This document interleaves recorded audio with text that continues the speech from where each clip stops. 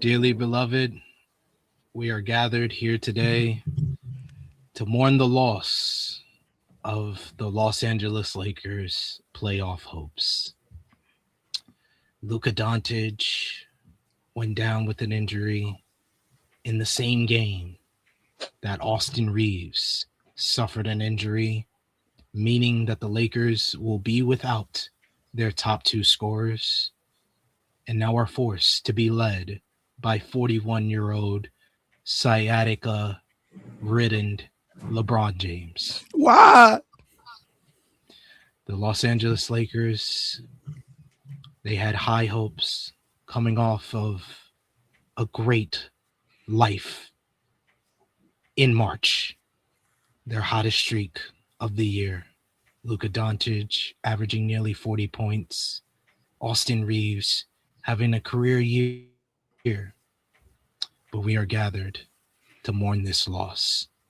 I want everyone to bow their heads and take this moment of silence.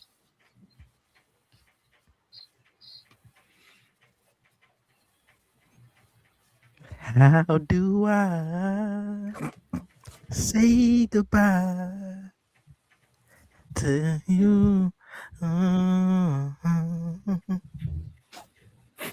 Ricky!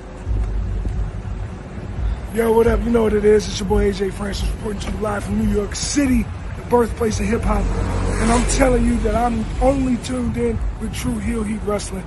Holla at me.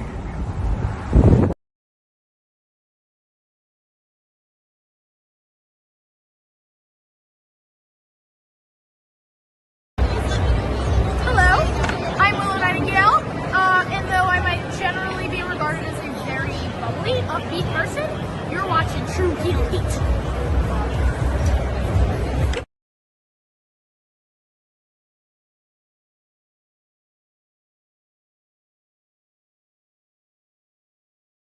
What's going on, everybody? This is your former AEW World Heavyweight Champion. Once a champion, always a champion. Swerve Strickland. Whose house? Swerve's house. You're watching True Heel Heat podcast.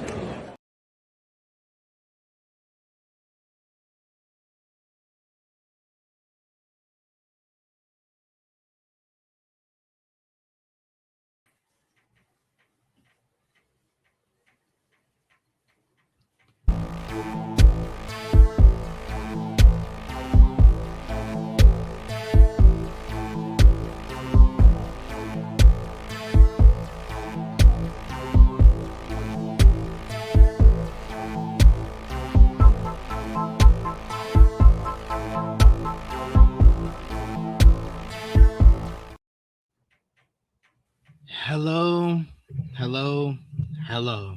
It is me, your True Heel Phenom, SP3, and we are back live here on the True Heel Heat Sports and Entertainment YouTube channel for another edition of True Heel Heat Check. But today is a somber episode of True Heel Heat Check because we're dealing with a loss in the NBA community of the Lakers' playoff hopes as Luka Doncic and Austin Reaves are now out for the Los Angeles Lakers heading into the playoffs, and all is lost for my Los Angeles Lakers. But we are not lost because we're going to talk about the world of the NBA as only we can. And of course, to do that, I am joined by my esteemed colleagues. First up, in his greatest Sunday best for this Easter Sunday, the one and only Chris G. How you doing, Chris G? Doing a lot better than you guys. Not as good. I'm still not good, but I'm doing a lot better than you guys. Appreciate you smiling at our misery. Thank you for that. At least I dressed up for the occasion, sort of. This is probably the worst side I got. And of course, we are joined once again by the third man of the trio here, our triangle offense point guard, the one and only TC. How are you feeling now that your boy, your favorite player, Luka Doncic, may be out for the remainder of the regular season and potentially the short playoff run because we're probably going to get swept. I'm not doing good, man. I knew that the Lakers team, as constructed, wouldn't be able to go far. But one thing I always love to see is Luka playoff basketball, and to be robbed of that this year is breaking my heart, man. Just with how well he's been playing. I haven't smiled since I got the news. I've tried to force smiles on my face to, maintain the good vibe to my kids, but it's hard. It's hard. It's hard out here in these streets. I gotta take these glasses off because they are a prescription from my wife, and I cannot see very well. But yes, we're gonna talk about the NBA. Appreciate y'all for joining us live. Appreciate y'all for watching us on demand. Remember to show your appreciation back the simplest way possible and show us some love with this because we're gonna need it.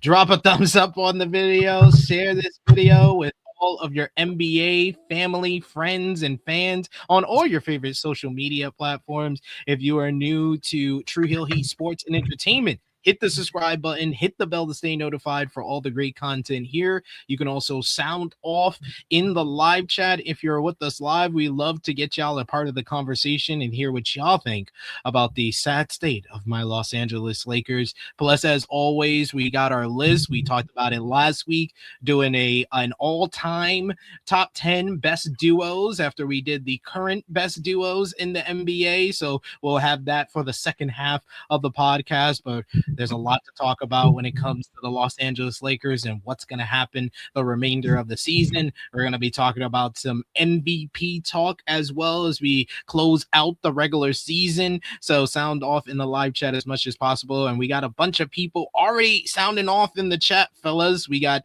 Kane Lake, who joined us over on True Hill Heat Wrestling YouTube channel. Now he is here on the Sports and Entertainment YouTube channel, and he is a fellow Laker enthusiast. He says, our Lakers are cooked. SMH. So cooked. So cooked. It's so over. It was it was over when the Luka news came out. And then freaking Shams drops that post about Austin Reaves, and I was like, oh, it's over. Oh my god. Even without Luka, I was like, well, we still got LeBron and Reeves. There's a chance we can make it to the second round and Luka can come back. But then he goes out as well. It's like, it's over. It's over. It's tough out here. We got King Greg who says, I'll take with me the memories. You heard TC out here hitting the vocals. You see him? You see him? The morning brings out the soul in the voice. Get it from the heart. That came from the heart. A Lake says this will be an interesting offseason for our Lakers. Some tough decisions will have to be made for our future. Go Lakers. See, this is the optimistic side of you. I appreciate that. I need some optimistic viewpoints because I got a Knicks fan next to me, so he's probably expecting the worst out here due to his history. We got the Negro Buck Nick Jackson who says, I'm in Spain, but the S is silent, so he's in pain. He says, dear God, please take all of Luka's pain, all of Austin's pain, double it, and give it to Brock Lesnar. See, this man is thinking wisely. Thinking wisely out here. Brock catching basketball stream. I mean, to be fair, Brock deserves it. I heard the new affidavit in the Janelle Grant lawsuit. We got Nicky Boy, Negro Buck also saying fucking Chris G dressed for a funeral. I had to. I was asked to, and I obliged. You did. I appreciate that, man. I appreciate that. Negro Buck says, what really hurts me is the fact that Luka won't be eligible for awards. I mean, we're going to talk about that because there's a hope. Where there's a hope, there's a prayer. We don't know if it's through yet, but we'll talk about that as well. Kane Lake saying, breaking my heart like I am mid conditioned. Yeah, it's tough. Negro Buck says, y'all know that I'm a pot heel like my good brother Chris G, but this shit got me wanting to drink. Can't be mad at that. Weird Negro Buck also saying, hearing about hearing about AR was just salt in the wound. Yeah, it was just like, it can get worse. I was like, after I saw the Luka news, I was like, it can't get worse than that. Yes, it can. Oh, yes, it can. Yes, it Yes, can. it can. Yes, it can. See, I said to TC when you were getting your stuff, Chris G. I was like, did we put too much praise on it, or did you jinx them by not properly ranking them on last week's list? Oh, nah, I'm not taking the fall for this one. any Knicks dysfunction or collapse, sure, but fucking Lakers getting hurt is your problem, pal. Don't put that shit on me. Don't put that evil on me, Ricky Bobby. Davion saying, sorry to hear about your Lakers SP3. I'm gonna survive. Trust. Volub saying, RIP to the season, stronger the next. And then Volub saying, pouring one out for the homies though. We appreciate it, man. We appreciate it. And Negro Buck says, basketball guys said, hold my beer. Laughing emoji. Yes, they did. They definitely did. So without further ado, keep it coming with the comments. We appreciate y'all. We got a couple of people, more people live for us than the last couple of weeks. So we appreciate the growth. We appreciate the love. If you're here for the funeral, leave your condolences at the door. We got Shams. We got to talk about the Shams tweet that rocked the Lakers season. This was on April 3rd, just before 6 p.m. Eastern. He put out, Los Angeles Lakers star Luka Doncic is out indefinitely due to a left hamstring injury. Sources tell me and Mick Finn, he will miss the remainder of the regular season, and his status is uncertain beyond that. He then added some other stuff, but this injury went down against the Oklahoma City Thunder. We faced them on Thursday. Luka was favoring his hamstring throughout the game, and the Lakers were down by like over 30 points at the point of the injury, and Luka went down. He suffered an injury, and it was immediate. He was down there. He was holding his head. You knew it was something serious. More people was paying attention to it due to Austin Reaves being a real teammate out there in these streets and yelling at those disgusting, deplorable Oklahoma City fans who were talking trash to Luka after he suffered an injury. So yeah, this was tragic. It was during a really bad loss, and then you lose your best player with 6 games remaining in the regular season. TC, what was your reaction to when Luka went down? Every time that Luka Doncic plays the Oklahoma City Thunder, I hold my breath because they have a literal criminal and terrorist on their team in Lou Dort. I've seen the brightest stars fall down being guarded by him. Also, just the simple fact that JJ had like a little media session after. He was like, there was no thought in my mind to sit those guys. I'm like, JJ, you guys are down 40. The OKC Magnum Bowl was in full effect. They were shooting like 60% from the field and 60% from 3. Lou Dort comes out firing, starting off 4 for 4 off pump fake 1 dribble step back threes, acting unusual. It's like, you guys played them again next Tuesday. I think literally the same thing happened last year. Like the Lakers blew them out one game and the OKC came back and blew them out the next game. Like, yeah, you chalk it up and move on to the next game. But Luka was obviously limping after during the first quarter. Reeves was holding his hip in like this second quarter. It's like, just chalk it up and go to the next one. But I knew very quickly by his reaction to the injury that it was a bad injury. He wasn't even able to keep the ball in his hand. He just threw the ball out of bounds, went straight to the floor. I knew it was a bad injury. And with those hamstring injuries, just what we've seen with them, it's really ever since the James Harden injury when he was on the Nets, but it's been happening way more frequently over the last 2 years. Just off the top of my head, I can think Aaron Gordon happened to him twice. Luka's happened to him. Peyton Watson. Like, the hamstring is just something that you really need for basketball. And if you aggravate it while playing, it's really difficult to play on it or even attempt to come back if you're not 100%. So it was a very sad day. I knew it was bad. You know, I didn't need the Shams Twitter message to tell me how bad it was. I knew it was at least the rest of the regular season and potentially the playoffs, but it still hurt, man. He had such an amazing March, and just to see him go down like that, like I said previously, Luka playoff basketball is something I get up in my chair and I'm excited to see every single year. He's one of the best playoff players of all time. I think he has the highest. No, I'm pretty sure he has the highest playoff average of all time, above Michael Jordan. So it's like not being able to see that takes away from what would have been probably the best Western Conference playoffs we've seen in probably the past 4 or 5 years. Yeah, sad, especially with just a few games remaining in the regular season at this point. And you did need to play your players, but it always kind of asks the question, like, what load management and stuff like that. But yeah, it's tragic. Chris G, you're not a Lakers fan, you're not a Luka fan, but what was your reaction to seeing Luka go down against the Thunder and the basically the diagnosis that he's going to be out indefinitely? Well, I am a Luka fan. I really do like Luka. He's one of my favorite players in the league. So even though he is a Laker, I do have love for Luka, which is why if you haven't noticed in the last year and a half, I've been really easy on the Lakers because they have LeBron, so I should have been fucking going crazy about them. But out of love for Luka, I let it rock.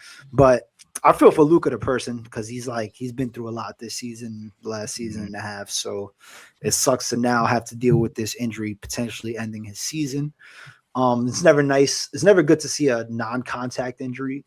I was just in the group chat and I seen that Luka was hurt. Went straight to Twitter, see the clip. If I didn't know he was limping the whole game, so if you're limping with a hamstring the whole game, you should sit out because like anything in the back of your leg, you definitely don't want to aggravate anymore because those are where like the tough injuries that happen, especially if you're cramping up or even if it's as simple as a cramp. But it looks like he might have been dealing with like a strain already. Mm-hmm. And when you get a non-contact injury like that, it usually results in a tear. So I'm hoping it's not a hamstring tear. It might be a partial tear the way they're kind of playing it by week or by that's how it feels like they're playing it by week. Talk about the first round is uncertain. That means there's hope. So if it's a partial tear and it heals quickly, there's a chance he can get out there game 4, game 5 or something like that if the Lakers can push it. But I just feel for Luka and I hope he comes back healthy. Yeah, because a hamstring injury can affect you for the rest of your career. Like we've seen that with someone like James Harden. James Harden suffered that hamstring injury in that great year he was having with the Brooklyn Nets when KD was hurt for most of the season, Kyrie was hurt for most of the season. They were talking about early in the season that James Harden was like an MVP candidate. Then he goes down with a hamstring injury and he hasn't really ever been the same since then. Like it affects how you move on the court, and especially with someone who has some weight on them, like a James Harden, like a Luka, it can affect the way that you move and move side to side, the way you're on defense and on offense. It can have that type of effect for the rest of your career. So hopefully this is not as serious as it seems right now, but the timing is the main thing that makes this just horrible. But we talked about it in the chat. Luka's had an amazing season. We've talked about it over the last couple of weeks. Me and TC 2 weeks ago talked about Luka for MVP after the month of March that he was having and the 9-game winning streak for the Los Angeles Lakers. We also talked about it last week, and there's been a whole bunch of talk throughout the past month about like the MVP candidates as well as first team all NBA, and a lot of it has been concerning the 65-game minimum that is basically the NBA edict, which is really an edict that was put down by Adam Silver to avoid load management, which has been an issue in the NBA with the likes of like Kawhi Leonard and other teams that have kind of done that, especially late in the season. So the 65-game minimum was to basically make sure that all the top players wouldn't be like taking games off without injuries and stuff like that. So Luka Doncic gets injured on game 64.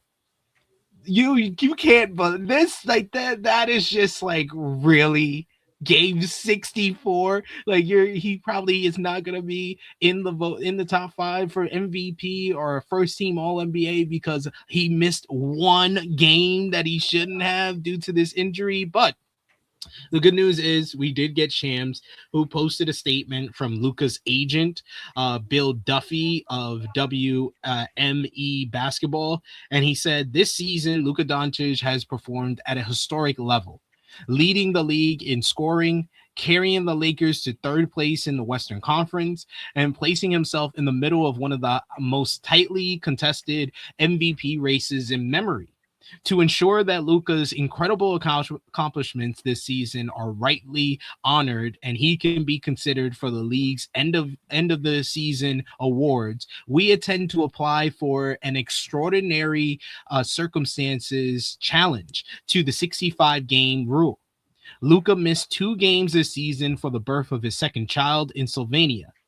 His daughter was born on December 4th on another continent, and yet he was back in the United States competing with his team on December 6th. Luka has gone to great lengths to show up for his team and this league this season. His record-breaking season deserves to be noted in the history books despite last night's unfortunate injury and other extraordinary circumstances.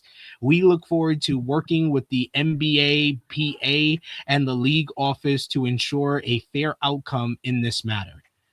So, TC, what do you think about the extraordinary circumstances challenge that Luka's agent plans to apply? And do you think that the NBA will honor this to allow Luka to be part of the end of season awards? I am very happy that they made this rule because I also think this should also play a part in Cade being eligible for postseason awards. I mean, a collapsed lung is a life or death injury. Like, if somebody re-aggravates that while you're playing because you're trying to play through that, like, we could be talking about like never playing basketball again, you know? So I think that it should also apply to Cade as well. But I'm happy that they made this little, loophole to the award because I think a birth of a child is a pretty extreme circumstance. I think anybody from NBA executives to NBA players would miss a game for the birth of their child. So I think that's a good little loophole. But I have been seeing a lot of people argue, well, he shouldn't have gotten that 17th technical foul or whatever and missed that Wizards game. And that is a very fair point, but there's also no guarantee that Luka would have played that Wizards game. One thing about the Lakers, if they those teams where they don't need to play against, if Luka was injured, they probably would have sat him out. So I'd also don't completely agree with that. But I do hope that it gets honored. You know, Luka is incredible this season, for surely a top 3 player in the NBA, maybe top 4.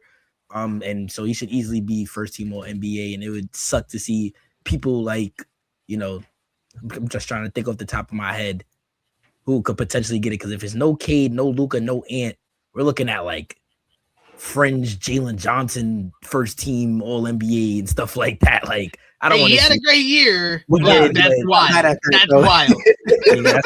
We're not mad at that. And I don't know. I'm a very, very big Jalen Johnson supporter, but I'm not trying to see guys who had an amazing, most improved year be up there with some of the top 5 players in the NBA. I want the top 5 to be the top 5. Yeah, makes sense. And yeah, it was confirmed by on Sports Center that Luka would be out indefinitely. Grade 2 left hamstring strain. Okay. What do you think about the extraordinary circumstances challenge? And do you think the league is going to honor it, Chris G? I think it's a good challenge. It makes sense why they would challenge it. They have valid points, and I hope they win the challenge. Now, do I think the NBA is going to approve it? There are a lot of politics in the National Basketball Association, and for some reason, they're not very keen on Luka Doncic, and I can see them bringing up that 16th technical and that missed game as you should have known. You should not have been bitching at the refs all season and get suspended for that one game. Like, this is what happens. I could see the NBA doing that, being scums and doing that, honestly. They shouldn't. I don't think it's right, but NBA is a business. And And sometimes if you don't fit that business model, they're not gonna bend the rules for you. So I hope he does win it, but something in my gut is telling me the NBA is not gonna allow it. That would be so trash. So Especially trash. we have if I'm not mistaken, is there CBA talks coming up soon for the NBA? Yeah. I think Or so. we a few, yeah. I mean, there's just like you never know, man. Between the player association and the owners and shit, all that got to get approved. There's always some type of beef, and people can be petty. So I hope it doesn't happen, but we'll see. I just think that if this was like, if he was like at like 60 games or 50 games, I can understand them being petty and doing that. It's 64. They'll be extra petty. They'll be extra petty because that is extra you should not have been suspended. Like they'll be extra petty. I think NBA has the capability of being extra petty. That's fringe me going on a NBA hiatus and not watching games anymore if they do stuff like that. One game? You never know, One man. game, really? Come on. I really hope they don't. And on top of that, there's like another thing to the rule. Like if you don't play 20 minutes in a game, the game also doesn't count. I know there's probably been like 2 games Luka done played where he might got hurt during the game where the game doesn't count for him because he didn't play the minutes restriction. Because I know that's what happened to Anthony Edwards because he's not eligible for awards and he's literally played 65 games, but they're not counting one game because he got hurt in the first 3 minutes or 5 minutes or something like that. It's crazy. It's ridiculous. But yeah, when it rains, it pours, fellas, because then this was yesterday, Saturday, April 4th at about just after 5 p.m. Eastern.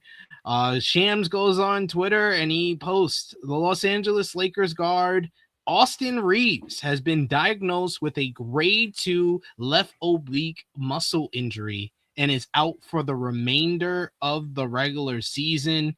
He then followed up with a quote tweet saying that Lakers Austin Reaves is expected to miss 4 to 6 weeks with the grade 2 oblique injury. Sources tell ESPN. Devastating run of injuries for Los Angeles's 2 leading scorers, Reaves and Luka Doncic, are expected to be sidelined to begin the NBA playoffs.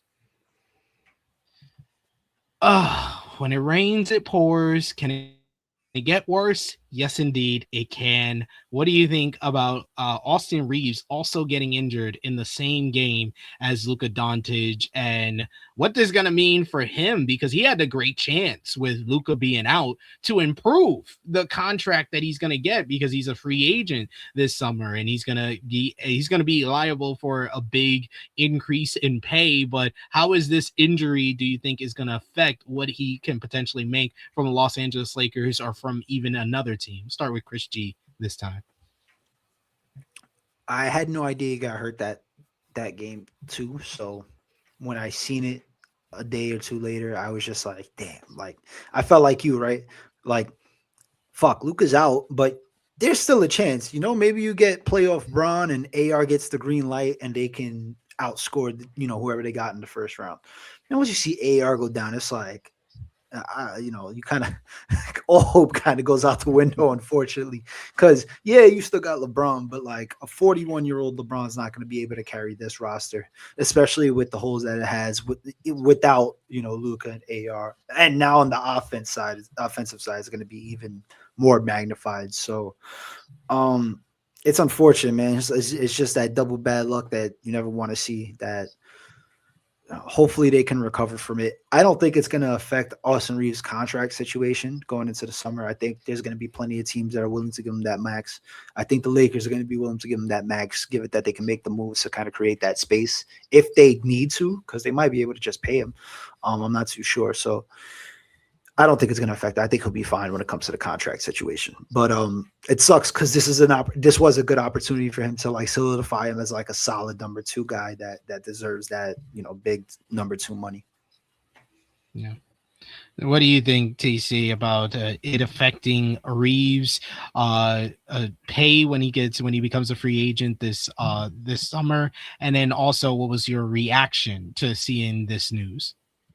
I agree with Chris G. I don't think it's really going to affect his pay. I think Austin has done a great job of showing his worth in the NBA, showing what he can do. He's shown this season him being a number one option with Luka and Braun being out, being a number two option with Braun being out. He's proven that he can be a star and an elite scorer in this league. But I did have a very small sliver of hope. This reminded me so much of the Mavs run that Luka went on where Jalen Brunson was playing and Luka was hurt that first round series against the Jazz. I was like, Reaves could put on a Jalen Brunson type performance just to, keep them above water. And then Luka just comes in and it's healthy and just is able to push them all the way as far as they could possibly get. So that's like, it reminded me so much of that until I got that notification that Reaves was out. Cause I was like, Jalen Brunson was out there doing that with Dwight Powell and Dorian Finney-Smith. At least Reaves out there with LeBron and, a little bit better of a supporting cast. He could make that little run in the West, but it just hurts to see because, Reaves really until this year has been one of the more healthy players in the NBA. Like he was the guy playing 75, 80 games a season, never missing games and stuff like that. So to see him go through two big injuries in one season it's tough to see. But with the pay, like I said with Chris G, I don't think that's going to affect it that much. If for some reason the Lakers don't feel like paying him, I've seen many reports of like the Mavs and all these other teams that need a lead guard that's willing to just give him whatever he wants. So I think he'll be fine money-wise. So the Lakers are only a half game up on the Denver Nuggets for the third seed in the Western Conference. So they have, for the remaining games in the regular season, as far as keeping the third seed, they got the Mavs tonight. They got the Thunder yet again on Tuesday. They got the Warriors on Thursday. They have the Suns back-to-back on Friday. Then they have the Jazz to close out the season. So with just the LeBron James, Rui Hachimura, DeAndre Ayton out there, what do you think? Do you think they're going to win? Do you think they're going to win any of these games at this point? Like, I can't even, like, games that I would say were like, oh, that we're definitely going to win those, like the Mavs or like the Warriors or even like the Jazz, they become up in the air because we have a team that's equivalent to those type of teams at this point without Austin Reaves and Luka Doncic on the floor. Do we win any of these games? What do you think their record will be in these last 5 games, TC? I'm gonna be completely honest. I'd be surprised if we win a game. Like I'm like, this is me being very, very, very honest. Just because at this point, you like, in my mind as a coach, as an organization, I'm just trying to preserve LeBron. Like, if you want to have any chance in the playoffs, it's like, why even expend our energy? We've done what we needed to do to solidify us being in the playoffs. Like, I'm putting, if you want to have any chance in the playoffs, I'm putting LeBron on the strictest of minutes restriction. 5 minutes a quarter. Go have your 5 minutes of fun and just go sit out. Like, because it's like, I will not watch Bronny James, Luke Kennard, Jake LaRavia, Rui Hachimura, and DeAndre Ayton playoff basketball in the Big 2026. I got to see at least one player that averages more than 20 points on the court. So, that's what I would do if I was the Lakers. And if that's what they're going to do, besides maybe the Jazz, because they're like super duper tanking to the point where they don't play anybody that starts more than 20 minutes, I don't think they'll win a single of those games. That Thunder game is going to be one of the nastiest games we've ever seen on live television. It will be just ridiculous. The Thunder, I actually might win by 60 points that game. But yeah, they won by 40. That's what I'm saying with everybody playing. So that it's going to get very bad. If the spread is anything less than 20, I'll be very surprised. But yeah, I just don't see the point of even wasting, what is it, 5, maybe 6 more games. I don't see the point of wasting LeBron. I think you let the young G League guys and the Jake LaRavias of the world and everybody just have as much fun as they want, get a little bit of confidence. Hopefully they can have a bubble run in the playoffs and make some shots against some better teams and just go from there. But I don't think they're winning a game, honestly. Maybe the Jazz. And that's a very high maybe because I'm pretty sure the Jazz draft spot is already solidified. So they might fuck around and say, hey, let's go out there and beat the Lakers today. I'm going to say 1-4 because I think that the Jazz will still be trying to tank. That's the only reason. I will say 1-4. What about you, Chris G? Yeah, I agree. I think the Jazz is the only team that they probably beat. or I think that I'm confident enough to say that they'll win against. And you're potentially looking at them dropping to the 5th spot though. The Nuggets are only a half game behind. They're going to jump them. The Rockets are 2 games behind, and if they finish strong, 3-4 in a row to finish the season, then they jump up. They have a shot at the 3 spot too. So I think they're going to play going down the stretch. It's going to be tough. So the Rockets, they got the Warriors, the Suns, the 76ers, the Timberwolves, and the Grizzlies. I think they win maybe 2 or 3 of their last final 5 games. I don't know. I think we have the tiebreaker against them, so they would have to have like as good or better record than us to leapfrog us. The Nuggets have a tough schedule themselves as well. They do have the Trailblazers on Monday and the Grizzlies, but they have also the Thunder and the Spurs to close out the year. But they're just probably have to the win hottest those 2 team games right now, though. So That game they got some yesterday was momentum. amazing. That was one of the best games I've seen all year. Yeah, they got a lot of momentum right now going into the playoffs. They're a scary team to see in the playoffs right now because it looks like they're finally healthy and they, the shit is clicking. So that's going to be a tough matchup for anybody. What did I tell you, Uncle, bro, before the season? Who my pick was to win the NBA championship? You did say the Nuggets. I don't believe in them, but they've won 8 in a row. They're looking good. They looking good. At the right I might time be of cheating having 2 picks to win the chip, but at least I had a preseason one and a midseason one. I'm not. Basically, your pick is anyone but the Thunder. That's Yes, what your pick perfect. is. That's the perfect way to put it. And anyone but those guys.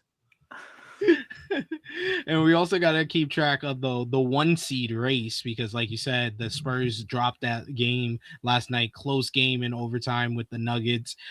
They got the 76ers, the Trailblazers, the Mavericks, and then the Nuggets yet again to close out the season. And both of those teams are going to probably be playing their full lineups because they're both playing for seeding at that point. But I'm going to say Spurs are going 3-1 to close out the year because they're going to beat the 76ers, they're going to beat the Trailblazers, and they're going to beat the Mavericks. Yeah, I don't see them losing that top. I don't see OKC losing enough for the Spurs to gain that top spot. Yeah, so OKC has the Jazz, the Lakers, the Clippers, the Nuggets, and then the Suns.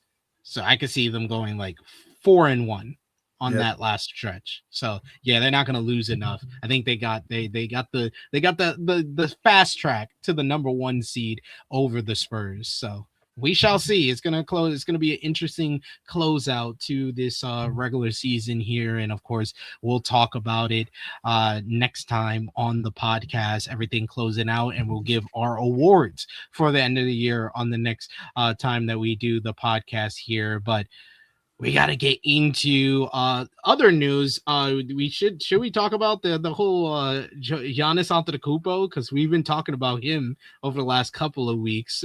He was in the news yet again.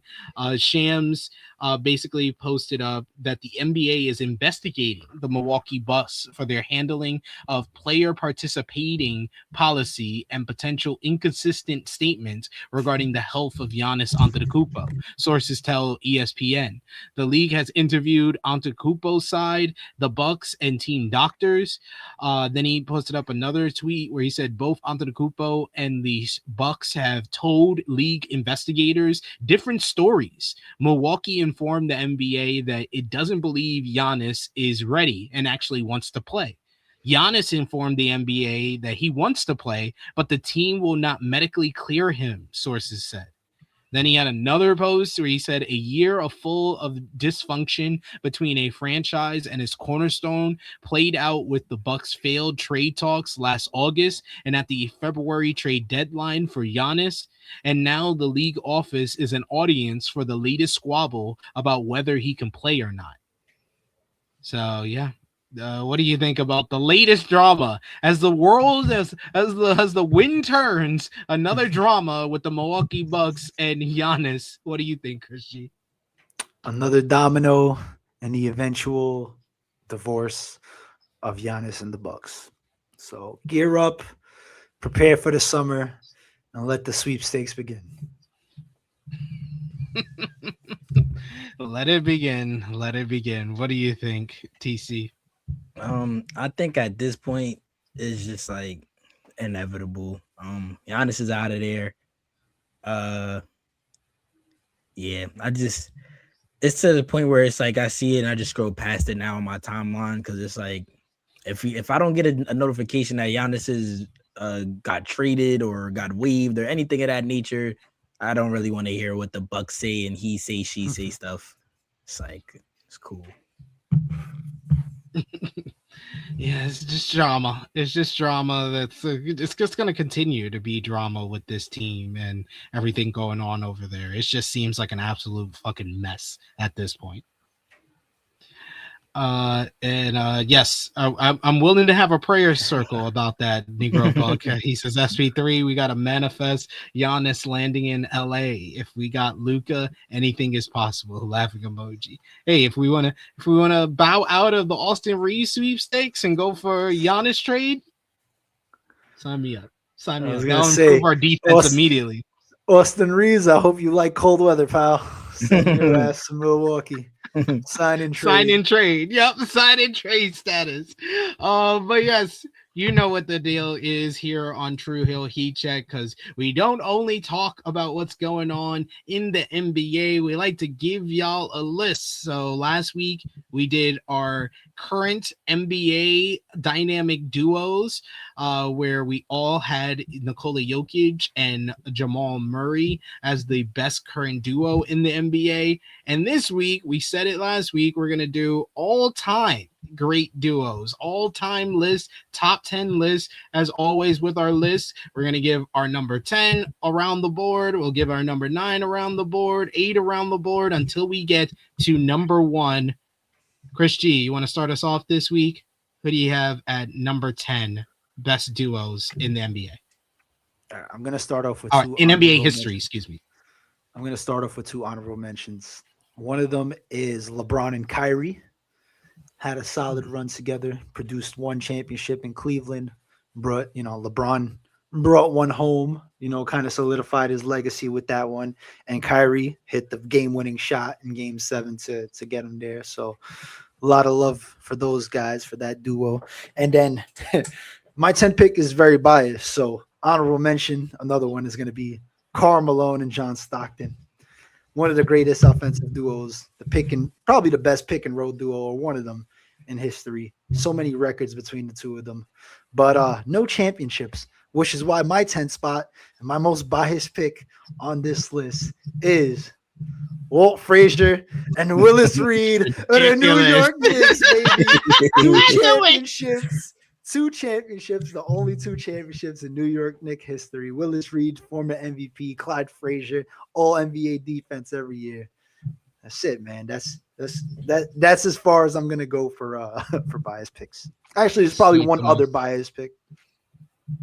Most preposterous thing I've heard all day. Thank you, Chris. I appreciate that for that. Appreciate welcome. You for that. I will go next. At number. Well, my honorable mentions, I got a few. I got all right, last week's number 1, Nikola Jokic and Jamal Murray. They won a championship together. They're the best duo currently and have been the best duo for a couple of years. KD and Russ. I enjoyed their time together, but no championships together. And of course, they had their own dysfunction as well. And I spoiler alert, I do have KD on my list here. So I didn't want to double dip. I only have 1 double dipping on the list of a repeat player who was in 2 separate duos.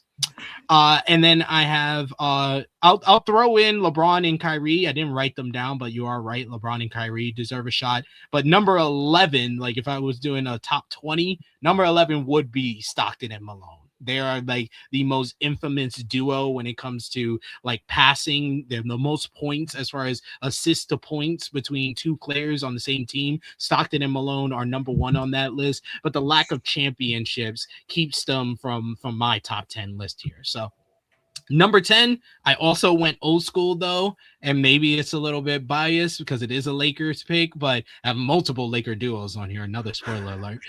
Number 10, Jerry West and Wilt Chamberlain. Like at that time in the league, to have like a guard who's considered like top 3, top 2 guard in the league and the most dominant center of all time, and getting a championship for Wilt in Los Angeles, like the 69 game season that they had, they set the regular season record and then went on to win the championship. They went on to another NBA finals after that as well. They were a dominant duo. They had the great like pick and roll I've seen in like the clips that I've seen from them. I didn't get to live through them, but the first two on my list are two duos that I didn't actually see with my eyes, but I have to show respect to. So I went Jerry West and Wilt Chamberlain at number 10. TC, who you got at number 10? Our honorable mentions are pretty much very similar. I definitely had LeBron and Kyrie. I'm a little biased with Kyrie. I think I just want to make sure he gets his flowers. That duo was something to behold those years that they were in Cleveland. I also did sprinkle in KD and Russ. I mean, especially right before KD left, like that Thunder team was just such a joy to watch. It sucked that they couldn't keep Harden, but like Harden leaving really just made everybody blossom, and they were an amazing duo. Another duo that I'm gonna put honorable mention is gonna be very, very, very controversial, but I couldn't sneak them into my top 10. It was Dirk and Jason Terry. I mean, the fact that they went on that championship run, I just gotta give them that flowers. To me, that will always be the hardest ring I've ever seen in my life and possibly all time. I mean, the Lakers, the Thunder, the Spurs, the Heat, like that's a ridiculous way to go. When I'm pretty sure if there was really odds back then, they were the underdog in every series. After watching that game yesterday, I wanted to sneak Jokic and Murray into my top 10 so bad. Like that was just so amazing what I saw them do yesterday. But I have to sneak them just out in my honorable mention. You know what? Screw it, man. I wasn't born in the 60s. That's my number 10 right there. Murray. The 60s basketball is amazing. You know, there's a lot of good duels from that time, but they wasn't doing what Jokic and Murray was doing, man. They wasn't doing that. They wasn't getting 30, 15, and 15 while other guys getting 30. They weren't winning rings with all odds are stacked against them. Give me Jokic and Murray at my 10 spot, man. I respect it. In the 60s. I respect it. You're the young man of the podcast, so I respect it. I respect it. He's like, Murray, man. Fuck all you old heads. I'm putting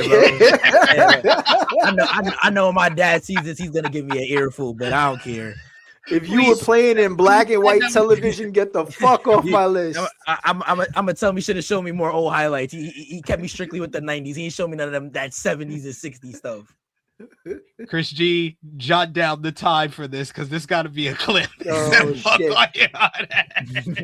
We have to see what around 48 minutes. Got you. Yes, gotta be a clip for this. Who you got at number 9, TC?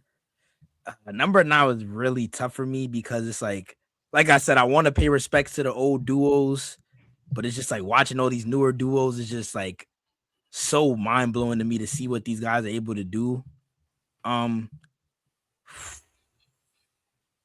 This is tough. This is really tough. It's like I don't want to disrespect all my old duos because at the end of the day, they paved the way for the newer generation.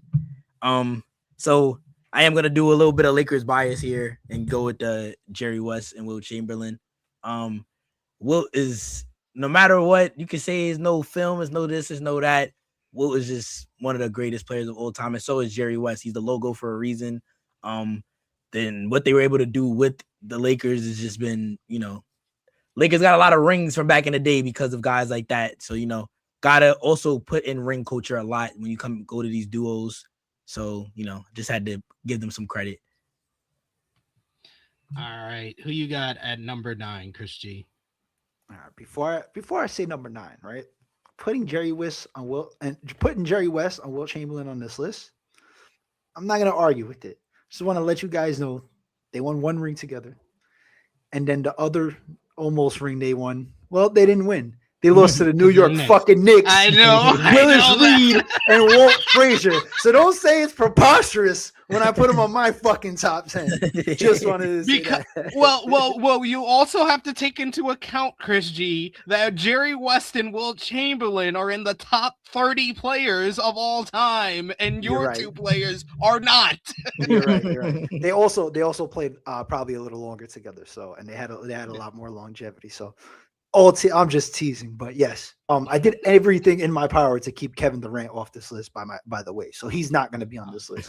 Spoiler alert! Oh my god, that's crazy. It hurts my heart to put this motherfucker on the list because I didn't even want to put him on the list, but he deserves to be there. And it's Isaiah Thomas and Joe Dumars, the Bad Boy Pistons, 2 championships, one of the most physical backcourts in NBA history. Literally made Michael Jordan go to the gym and bulk up like 15 pounds. So he becomes you got to thank Isaiah Thomas and Joe Dumars and Bill Laimbeer and all the Bad Boy Pistons for Michael Jordan's growth, because they beat his ass and forced him to put on a little muscle and up his game up just a little bit more. So these guys are a very underrated duo. I think they deserve some love, even though I really have no love for Isaiah Thomas. All right, so my last one, as far as like duos that I didn't see that I have to put on this list, number 9, Bill Russell and Bob Cousy. I had to put Russell on this list in some way. 11 championships, the greatest winner in NBA history. And Bob Cousy is probably it's either him or Havlicek, who's like the number 2 to Russell during those championships. But Russell and Cousy, they won 6 championships together. There's only one other duo that was able to do that. That's also on my list because I got to see in real time. But I'm going to show love to the old school, and I'm going to give them the number 9 spot. Bill Russell, top 10, top 11, top 12 player of all time, one of the greatest, probably the greatest defensive player of all time. And Bob Cousy, probably one of the most underrated guys. I don't think he could even touch like some of the current players, but he was a good number 2 to someone like a Bill Russell. Number 8, this is the final one that I'm going to hit from this team because I already said one Celtics team, and it disgusts me that I have to put 2 Celtic duos on this freaking list. But number 8, it's Larry Bird and Kevin McHale. Like that was just probably the most iconic all-white duo in NBA history. I got to show love because if we did like a top 20, top 25, I'd probably throw in Dirk Nowitzki and Steve Nash because that's my favorite white duo that I got to see in real time. But they were always trying to catch up to the likes of Larry Bird and Kevin McHale. These were 2 down dirty type of guys that could play defense, that were hard-nosed. They talked a whole bunch of trash. The rivalry with the Los Angeles Lakers and the Larry Bird Magic Johnson rivalry is what put the NBA on the map. And the Celtics together, Bird and McHale won 3 championships together. You had someone down low who dominated in the post, like McHale, one of the best post players of all time, and then Larry Bird is one of the most revolutionary scorers in NBA history, so had to include them on this list. Who you got at number 8, TC? I think I'm on 9. Am I? No, I thought you said 9. Oh yeah, I said Jokic and Murray. I'm sorry. I apologize. Yeah. All right. You said Jokic and Murray at 10, and then you said 9 was one of the old heads. I think. Yeah. Okay. Number 8. I agree with Chris G. And as a Knicks fan, it sucks to say, but Joe Dumars and Isaiah Thomas are begrudgingly, I'll admit, are guards that I looked up to when I first started playing basketball. Just being undersized, but having a lot of heart. And anybody that could beat Michael Jordan during that time period, you got to give flowers to. I mean, that was a tall task in itself. Isaiah Thomas and Joe Dumars really revolutionized the game and allowed small guards, to still have teams to still have faith in small guards to run a franchise and win championships and stuff like that. They're both legendary. And then they were both very complimentary to each other. They didn't step on each other's toes. They played very well together, hand in hand. So I definitely have those guys up there. Yeah, if I like I said, if I had like a longer list, I would definitely put Isaiah and Joe Dumars on there. They were one of the great backcourts of the 80s. Chris G, who's your number 8? I just want to point out Kurt Rambis and Kevin McHale squaring up in the finals that year. It was like so fun to watch. Drama, yo. So much fun to watch. At number 8, I'm with you guys. Or I have Kuzi and Russell in this spot. They could have been anywhere between like 8 and 10. I wish I could put them higher because they were so dominant, but they were dominant in an era where, like, plumbers and electricians, like, the whole the whole narrative, right? So they were a very dominant duo though, and they deserve to be on the top 10 anywhere you put them. So, but I got them at number 8. Yeah, that's probably the last old head team I got.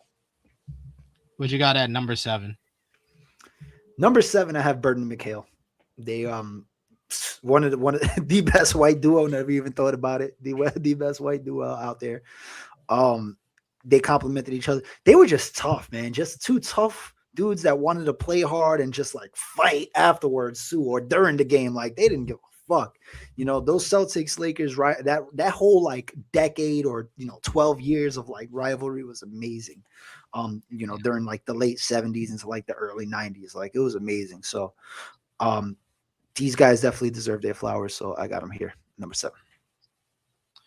My number 7, I'm not discriminating against Kevin Durant because I am sorry. KD and Steph Curry deserve to be on this damn list. What are we talking about? They're probably the most dominant duo of the 2 best offensive players to ever play on the same team. You telling me we can't put them on this list? 2 championships. That playoff run in 2017 is one of the greatest playoff runs in NBA history. 16-1. You had KD who seamlessly went into that Warriors team and it was just domination. It killed the league for a few years. So I can't not deny them. Like my original list did not have them on my list. I did not have them because it was just such a short run. It was only 3 years, but the domination that they had in those 3 years, 3 NBA finals, 2 championships, 2 finals MVP for KD, and Steph Curry was still one of the greatest 3-point shooters of all time. Those 2 guys together,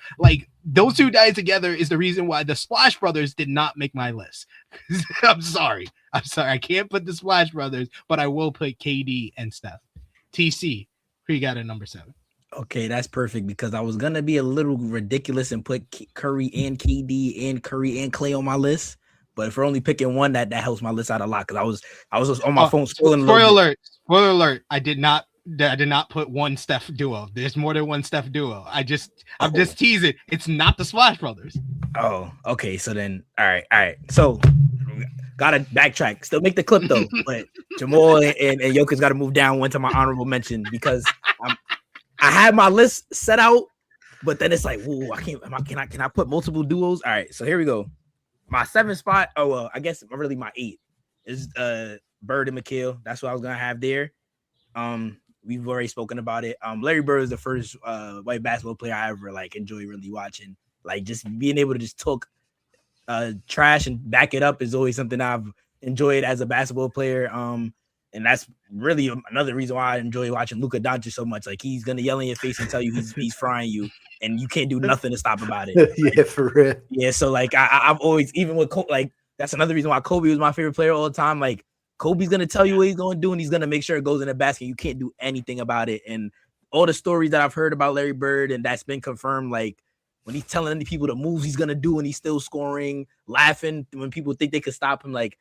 And then Kevin McHale is just a great, like a perfect number 2 for him because while Larry's shooting threes and fadeaway mid ranges over you, he's in the post scoring at will whenever he wants to, and there's also nothing you can do about it. So got to give those guys their flowers and their credit. But the next people I have is D Wade and LeBron. I have them a little lower on this list due to the simple fact that besides the Spurs ring, I feel like they kind of got gifted that Thunder ring. Just the simple fact that they were young, KD, Russ, and James Harden, they were all really young. And also I had to move them down the list because of the fact that they lost to the Mavericks and LeBron was awful in that series. Like one of the worst series of his entire career.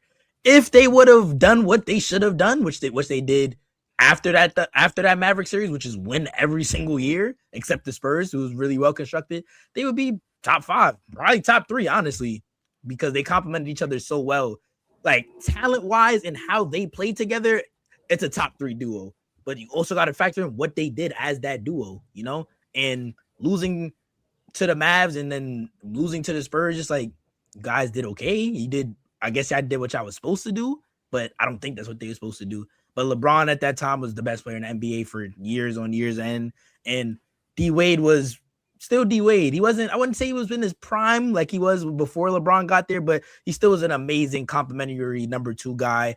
And honestly, I was a very big LeBron hater back in those days. And I would always say, LeBron defers to D Wade in the clutch, And you can't say that if D Wade's not performing in the clutch. So I just think that duo, just talent wise, is just amazing. So who you got at number 6?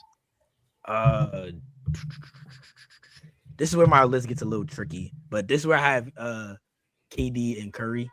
I want to have them higher because once again, it's a talent thing, and they did what they were supposed to do. They didn't lose except for KD tearing his Achilles and Clay blowing out his ACL. If that doesn't happen, there's a chance they might not ever break up because they would just keep winning, And when they got to the finals, they were dominant. They didn't play any games. They were sweeping or winning in 5, That duo is just like watching Warriors basketball at that time was just a beautiful thing. Everybody being unselfish. Like that was the most unselfish I've ever seen Kevin Durant be in his career. He's trusting other people, being in the offense. Like I thought that I would see a dip in KD's production because it's Curry's team, but somehow he played even better, is even more efficient while also becoming a better playmaker, stepping it up on the defensive end. And it's just like that duo just ran the league. It's like if your team had the Warriors on your schedule, you're just chalking it up as a loss. Like if you do your preseason predictions, like, yeah, we're losing to the Warriors. Let's just move on to the next game.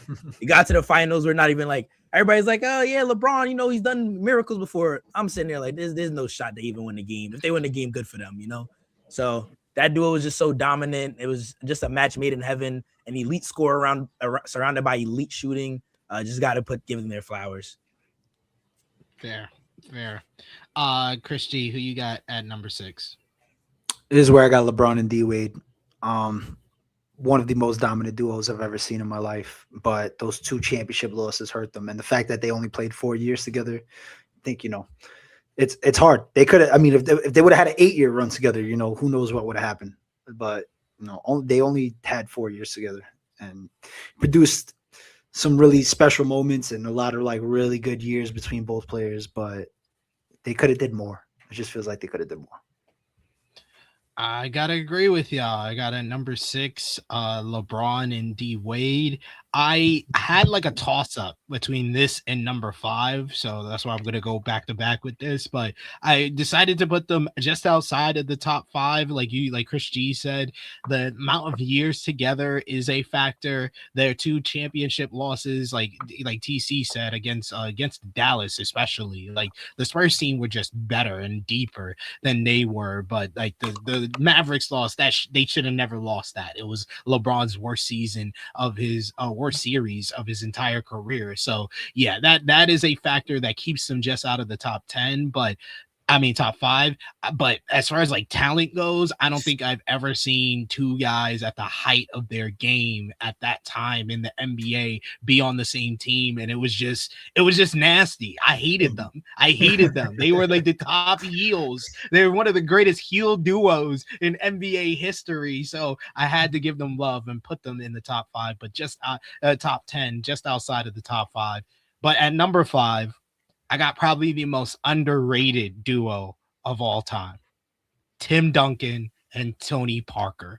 Tim Duncan and Tony Parker were just I feel like the best duos are a guard and a big man. A guard and a big man and how they work together.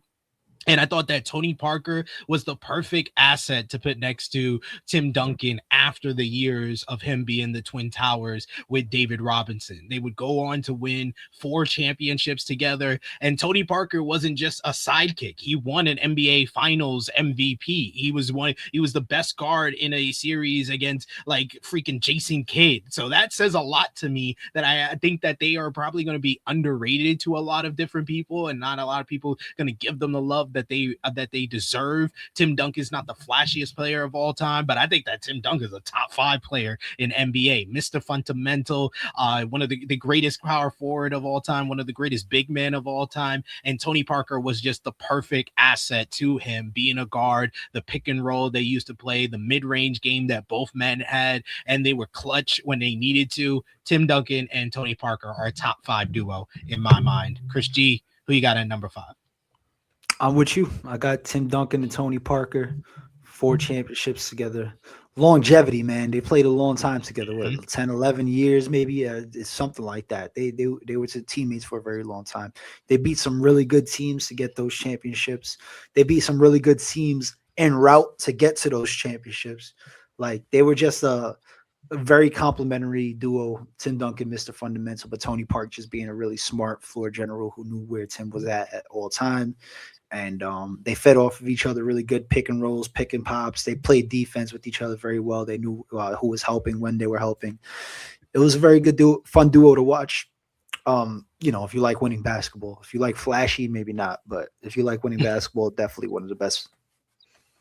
Yeah, and I think they would rank even higher if we're gonna do all-time trio with Manu. They would probably be a top 3, top 2 trio.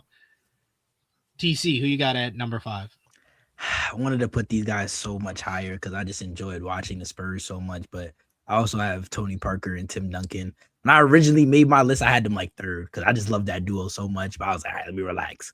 But that duo was just like a match made in heaven because of the way Tony played. I think Tony Parker is one of the most underrated point guards in NBA history. Like, since Tony Parker was an inside the 3-point line point guard, it opened up the floor so much for Tim Duncan because when Tony was coming off those screens, you have to pay attention to him. His mid-range was elite. His finishing ability as a guard that played under the rim was elite. So it's like you have to put your big man to put some type of help or Tony Parker is going to go score 20, 25 every game. And that opened up the floor so much for Tim Duncan in the pick and roll. They won at a high rate. They should have had 5 rings and 6 finals appearances, but Ray Allen wanted to ruin everybody's dreams and hit a dagger 3, one of the most legendary series of all time. But if that shot doesn't go in, they lost 1 finals appearances and 6 appearances, which that might put them top 2, top 3 duo of all time, So thank God for Ray Allen for saving them from some tough conversations that some people would have had. But just they play basketball the right way. Never really any controversy about them flopping or not playing the right way. And also on top of that, like you said, Manu was an amazing part of that team, but that comes from your stars being unselfish. Tony Parker is unselfish. Tim Duncan was unselfish. Like, other players don't get to blossom if you're not unselfish, So like you remember so many guys on those Spurs championship teams because Tony Parker and Tim Duncan were willing to take a step back sometimes if it wasn't their game and let everybody else get off. So I just respect that duo so much. I wanted to put them higher. I just couldn't. Yeah, I understand. Who you got at number 4? Another duo that I wanted to put higher, but I have to have them in my 4th spot. Stephen Curry and Klay Thompson. They revolutionized basketball. I mean, I ain't gonna lie. When I first started playing basketball, I could not shoot to save my life. I was getting to the basket because a layup to me was way more easy than shooting a 25-foot 3-pointer. But then Curry and Klay came out and they made shooting fun. And now I see little kids who can't even reach the rim on a regular inside the paint jump shot trying to shoot 3-point jump shots, So I got to put into the fact, not only did they win at a high rate, but they also really changed basketball. Like, teams are shooting 43s. NBA basketball players are deemed not good basketball players if you can't shoot the basketball, And that was really a big thing to those 2 guys. I think that ring that they won most recently against the Celtics was that 2022. That ring completely put them in a pedestal for a top 5 duo of all time. Like, they did it once without KD. Then they was like, oh, you guys can't win without KD. And then they did it without KD again. So it's like that duo it changed the Warriors forever. And it was homegrown too. That's another thing that I really respect a lot about that duo. They drafted Steph. They drafted Klay. Nobody believed in Steph with all his injuries. Klay was a Washington State star, but it's like that's not a big school like Duke, UNC, where you think he's going to come into the NBA and dominate. And they both just stayed, believed in their coaches, and ended up being one of the greatest duos of all time. So they're at my 4th spot. I would have loved to put Steph and Clay on my list, like I said before. And I probably if I wanted to cheat, they would have three. I would have three different Steph Curry duos. But I'm sorry, Steph and Draymond is the better duo. So I have them at number 4. Like I said, I prefer a big man who could play defense down low and the point guard who can put up buckets and orchestrate the offense. And I feel like the better duo is Steph and Draymond.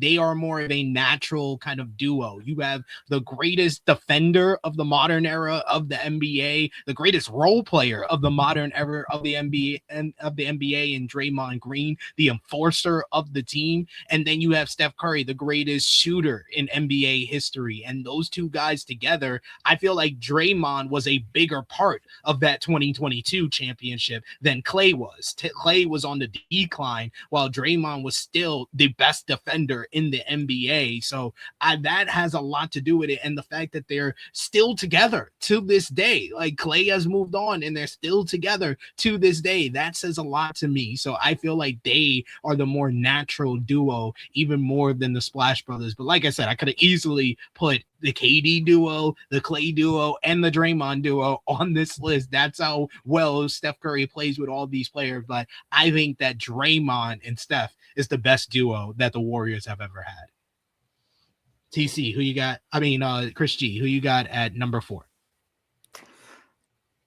Draymond and Steph are acceptable in this spot. KD could score 1,000 points. I'm going to find a way to say why it's not the greatest performance ever. So in this spot, I have the Splash Brothers, my favorite duo probably of all time.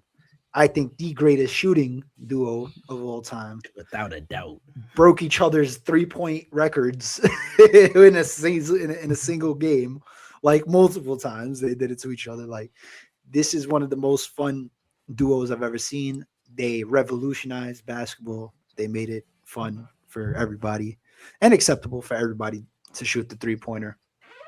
I think the fact that they won without KD, well, they won 2 without KD, beat 1 before, 1 after. I think that's why I think Draymond's acceptable to put in this position as well, because I agree with everything you said. They do complement each other really well, and Draymond has been like the rock of that Golden State team besides Steph Curry. But they were just so fun to watch, and that offensive like barrage every night of like 45 to 50 points from both of them, like easy. I mean, any night, it was something special to watch. So I prefer to put them there in the top at 4. That's fair. That's fair. A Steph Curry duo was going to be in the top 4, so that's all that matters. All that matters with us. Who you have to start your top 3? To start the top 3, you guys might not like this one. This is where it gets tough. This is tough because I feel like Eddie, I think we're all going to have the same top 3, but I don't think we're going to all have it in the same order. Oh, it's definitely not going to be in the same order. My order is going to cause so much controversy, and I do not care. Oh, my order. You know my order is going to cause some controversy. I probably have the most regular order, I guess. I don't know. Yeah, you probably do. In the 3rd spot, I have Shaq and Kobe. They were one of the more dominant duos of all time, but they lost the championship to the Pistons. They had that tumultuous ending. Kobe proved he could win without Shaq. Shaq proved he could win without Kobe. It's just, I don't know. It's one of those duos. It's like another what if duo. What if they would have stood together another 4 years, right? Like, can they would have won another 3 championships? I think the longevity kind of has something to do with it. For me, I think they should have stayed together longer, and if they would have stayed together longer, they probably would have been number 1 on this list. At number 3, I got Magic Johnson and Kareem Abdul-Jabbar. I think that these two, like I said, I just love the point guard or guard and big man combination, and they were one of the best that did it. And the fact that Magic was able to adapt his game to Kareem, and I think watching Winning Time made me appreciate them even more. I know this is just a freaking glorified or maybe exaggerated version of them, but seeing that they didn't like get along really, and hearing it from Magic and Kareem as well, that they didn't really get along at first, but it took that first season with Magic kind of stepping in, but still Kareem kind of felt a certain way because he was still the most dominant big man, and Magic came in and he just took over that team. And his performance in that first championship, playing the center role when Kareem went down with the injury against the Philadelphia 76ers, and then winning 5 championships together, dominating the league, putting the league on the map together. The Showtime Lakers, Kareem and Magic have to be a top 3 duo, arguably top 2. So I got them at number 3. TC. I have to go with my uncle here. My third spot is Kareem and Magic Johnson. Magic Johnson is like the reason I fell in love with passing the basketball. Like the passes he was able to do are just mesmerizing. And then Kareem is Kareem, one of the best, if not the best big man of all time. It was just a match made in heaven. I mean, it's very rare that you get a consensus top 2 player at each position on the same team together. So, and they did what they were supposed to do, 5 championships. I mean, that's what you expect when you have 2 guys that are top 2 all time at their position. And like my uncle said, I really respect when 2 people could put their differences outside of basketball, or even if it's on the basketball court, aside to win games and come to the same goal, which is winning championships, So that does bolster them a lot and on my list. And just as a duo, like, hey, I might not like you as a person or even a basketball player, but we both got a job to do and we're going to get it done. And I really respect that by both of them. Who you got at number 2? Michael Jordan and Scottie Pippen are my second best duo of all time. I'm so proud of him. Now, of course, I'm so proud of you. This is of course you are. How did I not see this coming? Of course I fucking seen it coming. This was a very tough thing to do because my favorite basketball series of all time was The Last Dance. I remember sitting with my father because I was living in Jersey at the time with my dad, and sitting there waiting on Netflix or ESPN every Friday to watch that with my dad. And it gave me a newfound appreciation of Michael Jordan. I always was saying he's the best of all time, but that Last Dance thing was just amazing. Like that was the best basketball documentary I've ever seen of my life. Like the way they put Jordan on that pedestal, I'm like, yo, he was really like God to some people, bro. Like he wasn't to me because I wasn't born, but everybody else he was. But Scottie Pippen was a perfect number 2. That's why I think also, just to backtrack just a little bit, I have Clay over Draymond in my duos because Draymond was the best defender for a very long time in NBA, but I gotta put some respect on Clay somehow averaging 20 points while guarding the Russell Westbrooks of the world and the sometimes even Kevin Durant if Draymond was in foul trouble. Like it's very difficult. I've always said it's very hard to be a perimeter defender, an elite perimeter defender, while also being great on the offensive end. And that's something that Scottie Pippen was able to do. He was an elite perimeter defender, not even just perimeter, he guarded post players sometimes while also being able to provide on the offensive end. He was one of the first hybrid guards where he was a big point guard. He could make plays for others. It was Magic first, but Magic was a true point guard in my eyes. Scottie was more of a point forward guy, make plays for others, take a lot of pressure off of MJ. MJ's going to go score 40, but it's nice to have somebody else who could bring the ball up and set him up in positions and stuff like that, especially having guys like Steve Kerr and guys like that at point guard who are not really great playmakers.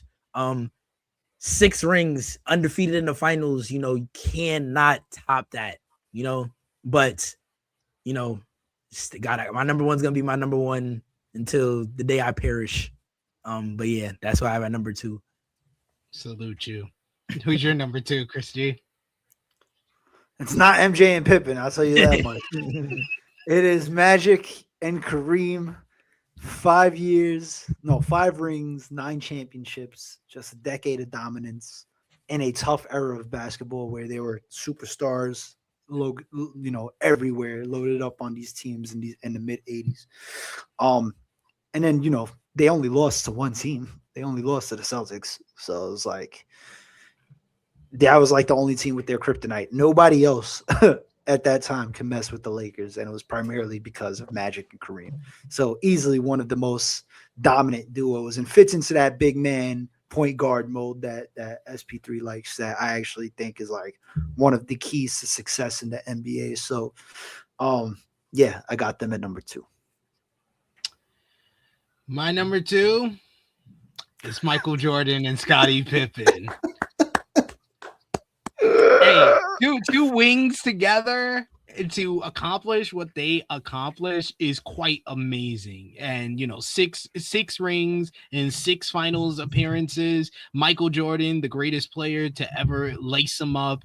And he was also, you talked about Scottie being an elite defender and a great scorer. So was Jordan. Jordan locked people up. All defensive teams, NBA Finals MVP, NBA MVPs. Jordan revolutionized the game, the greatest player to ever lace him up.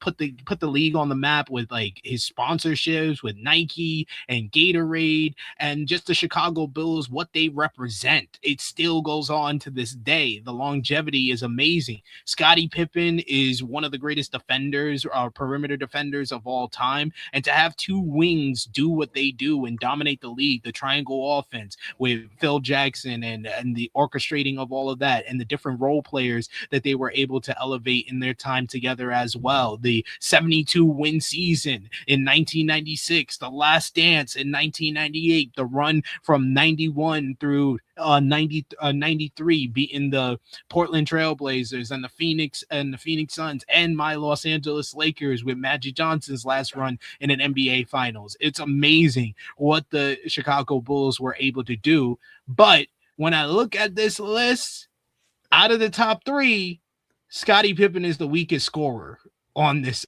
He might be the best defender out of the top 3 that I have on my list, but I think the gap between him at number 1 being the best defender out of the top 3 and the gap between him and number 2 best defender is shorter than his gap from being the last best offensive player to whoever's 5th on that list. So I had to take that into account on everything they accomplished. Yes, but I look at my list and I think it's perfect because number 1 is Kobe Bean Bryant and Shaquille O'Neal, because you can say all you want. Oh, it should have lasted longer. Oh, what if, all of that. What we do know is what we saw with our eyes, ladies and gentlemen. And we saw 2 people that hated each other win 3 straight championships together. They hated each other. Kobe Bryant went from, just a kind of a number 2 in 2000 to being the most dominant guard that we had seen since Michael Jordan.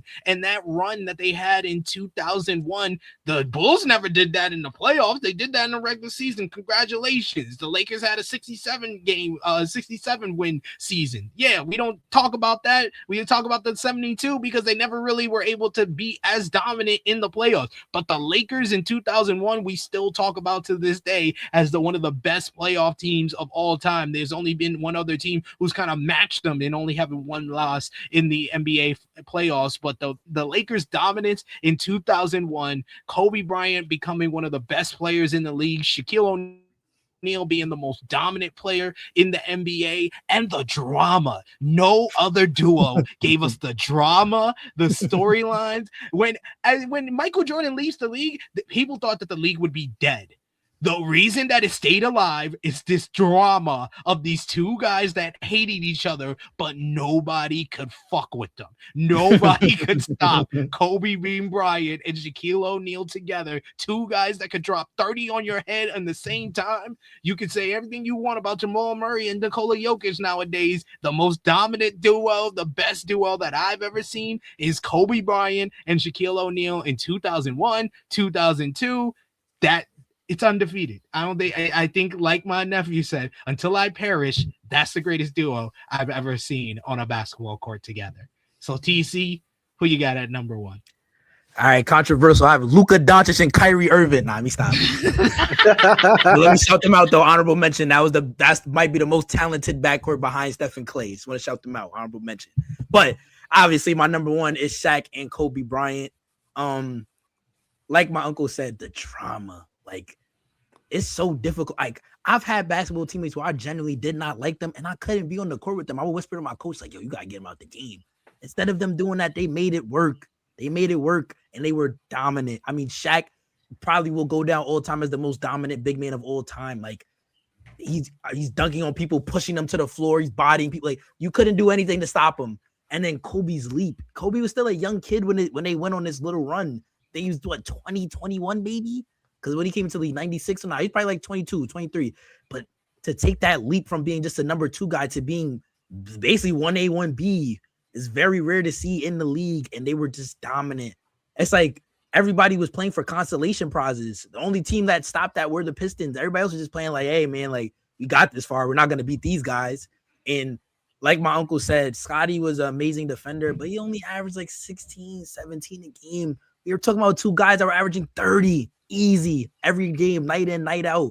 It was just like amazing to see. Like, I don't have a lot of memories from when I was a young kid, but I can always remember my uncle holding me on his lap as we were watching Kobe and Shaq highlights.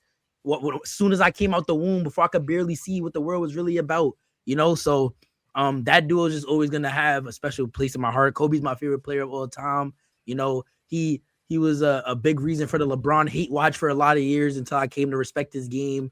Every time he got to the finals, I was praying he lost. Like, I don't ever want him to get close to Kobe's 5 rings, but that duo was just amazing to see. It was just like as both you guys said, a guard and a big man. Like, you had inside presence and an elite wing, and also Kobe and another elite defender. He was guarding other teams' best players while also putting up 30. Like, when you hear about kids nowadays, not even kids, just duos nowadays, people aren't saying, yeah, we're like Jordan and Scottie. They telling we're like Shaq and Kobe. They're legendary. So that's the number 1 duo of all time, man. Chris G, give your fraudulent number 1. Go ahead. You said, right? Believe everything you see with your 2 eyes. I seen Kobe and Shaq lose to Tayshaun Prince and Ben fucking Wallace in the NBA Finals. You know what I've never seen with these 2 eyes? Michael Jordan and Scottie Pippen lose a motherfucking championship. That's what I've never seen. You know what they also didn't tell you? That they went 6 for 6 in 8 years. They lost 1 year. The other year, Jordan was fucking gambling and they had to kick him out the NBA. If he wasn't gambling and he didn't decide to retire and the Bulls actually wanted to pay Scottie Pippen, maybe we would have even seen a motherfucking 8 championship run. It's a great what if scenario. Just like all these other what ifs, right? But the matter of fact is, every year, all NBA defense, both guys, Jordan, MVP, Scottie Pippen, one of the best defenders. He was guarding your best player, and he was giving you 17, 18, sometimes 20, 25 if you needed him to step up because he was capable of it. Easily one of the best duos I've ever seen in my life. Yeah, I love Shaq and Kobe, but that 1 championship loss, I think, kind of brings them down a notch for me. Scottie and Jordan just perfect when it comes to the championship thing. And they, there was probably times that they didn't get along either, as documented on The Last Dance. Mm-hmm. That last year in 98, there was a lot of tension, more from Scottie's side because, he felt like he wasn't getting paid what he was rightfully deserved. And I'm sure Jordan had to navigate that, No. So it wasn't in the news as much because they also had Dennis Rodman. Yeah. Of course, yeah, very true. Dennis Rodman told a lot of those headlines of their drama together. Very true, very true. But still dominant. When we do all-time trios, I won't say Kobe and Shaq. I won't have a Kobe and Shaq to go to because they didn't have a number 3 like Jordan and Pippen had. I was gonna say, bro, if you put Robert Horry, I'm gonna be so upset. Exactly. That's another, but that to me is another factor of it. That Jordan and Pippen always had in all their championship, they always had a third player that could step up and fill that role. A Horace Grant, a Tony Kukoc, a Dennis Rodman. Kobe and Shaq never had that. Kareem Abdul-Jabbar and Magic Johnson. That's not necessarily true because in those clutch moments they had the Robert Horrys hitting those shots. They had. But I'm not talking about in the clutch. I'm talking about for a full season and playoffs. They had a third legitimate player that you can make the argument. Like I know when we do our all-time trios, we're gonna put the Rodman trio in there because Kobe and Shaq never had that. They never had a guy who they could rely on to be their third. Kareem and Magic had James Worthy. They had your Michael Coopers. They had your Brian Scotts. Like you compare the role players around Magic Johnson, Kareem Abdul-Jabbar, and Michael Jordan and Scottie Pippen, and then Kobe and Shaq. Who had the worst role players? Let's be real. You're right. I will say that 2001 playoff run, amazing. Utter dominance. Shout out to Tim Donaghy.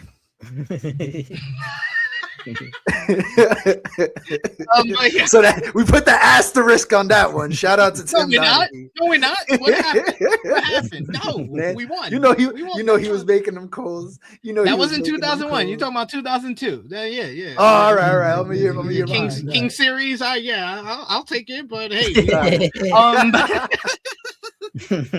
but no, I knew that would be a fun one to discuss, and yes, we lived up to the ante here. But we've made it to the end of another edition of True Hill Heat Check. Had a lot of fun on today's episode, so thank you to Chris G, thank you to TC, and thank you to all of you in the chat. You guys have been great in the chat, talking about our list, talking about all these great duos, and of course the sad news of Luka Doncic and Austin Reaves. So let me put my sunglasses back on to end the stream.